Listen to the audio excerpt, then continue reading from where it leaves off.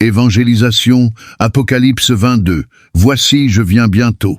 Bien-aimés frères et sœurs, la Bible ne se termine pas dans le chaos, elle se termine par une voix.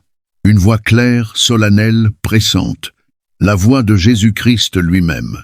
Apocalypse 22 n'est pas un chapitre symbolique réservé aux théologiens. C'est une parole adressée à l'humanité entière, une parole pour notre génération, une parole pour ceux qui vivent à la fin d'un temps. Et il me montra un fleuve d'eau de la vie, clair comme du cristal, qui sortait du trône de Dieu et de l'agneau. Là où le monde parle de sécheresse spirituelle, Dieu parle encore de vie. Ce fleuve n'est pas humain, il vient du trône. Cela signifie que la vie véritable ne vient pas des systèmes du monde, mais de Dieu et de l'agneau, Jésus-Christ. La restauration totale, au milieu de la place de la ville et sur les deux bords du fleuve, il y avait l'arbre de vie. Les feuilles de l'arbre servent à la guérison des nations. Ce que l'humanité a perdu en Genèse, Dieu le restaure en Apocalypse. L'arbre de vie revient. La guérison revient. La séparation prend fin. Les nations blessées par la guerre, les peuples divisés, les familles brisées, les cœurs détruits par le péché, trouvent ici une promesse. Dieu guérit ce que le monde ne peut réparer. La fin de la malédiction. Il n'y aura plus de malédiction. Ces mots sont puissants. Plus de malédiction spirituelle. Plus de chaînes invisibles. Plus de cycles de destruction.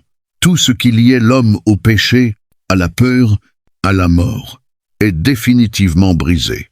Une relation face à face. Ils verront sa face. Voilà le cœur de l'éternité. Voir Dieu. Plus de distance. Plus de silence. Plus de doute. Ce que les prophètes ont désiré, ce que les croyants ont espéré, ce que les martyrs ont attendu, se réalise pleinement. La fin de la nuit. Il n'y aura plus de nuit. La nuit représente la peur, l'ignorance, la tromperie, le péché caché. Dans le royaume éternel, tout est lumière. Un avertissement solennel. Puis le ton change. Voici, je viens bientôt. Heureux celui qui garde les paroles de ce livre. La fin des temps n'est pas une curiosité intellectuelle. C'est un appel à la vigilance. Garder la parole signifie vivre selon la vérité, refuser la compromission, marcher dans la sainteté, rester fidèle quand le monde se détourne de Dieu. Ne pas ajouter, ne pas retrancher. Si quelqu'un retranche quelque chose, Dieu retranchera sa part de l'arbre de vie. À la fin des temps, la vérité sera diluée. Beaucoup voudront un évangile confortable, sans repentance, sans croix, sans obéissance. Mais Dieu avertit. La parole ne se négocie pas. Une séparation révélée. Que celui qui est injuste soit encore injuste, et que celui qui est juste pratique encore la justice. À la fin, chacun révèle ce qu'il a choisi. Il n'y a plus de neutralité. La fin des temps révèle les cœurs. La récompense. Voici, je viens bientôt, et ma rétribution est avec moi.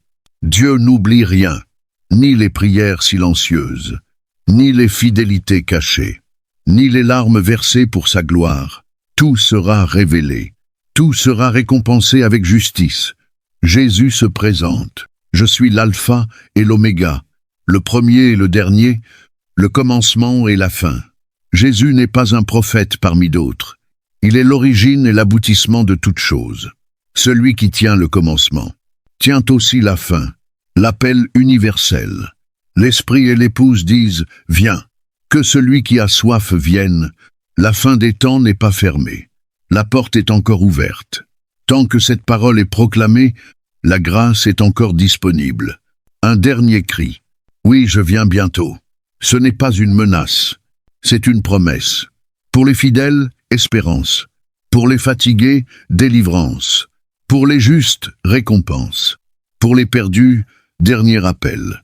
La Bible se termine ainsi. Non par le silence, mais par une attente brûlante. Jésus revient.